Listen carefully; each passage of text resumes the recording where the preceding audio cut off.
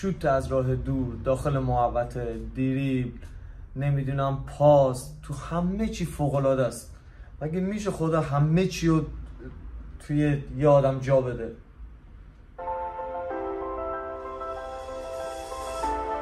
بعد انگار چشم داره، ضرباتی که به توپ میزنه توپ انگار چشم در میاره.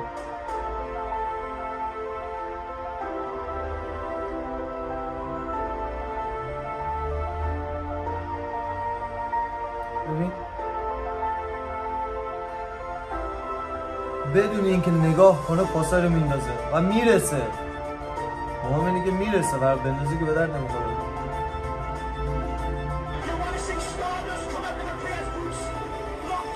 مسی 19 20 ساله 21 ساله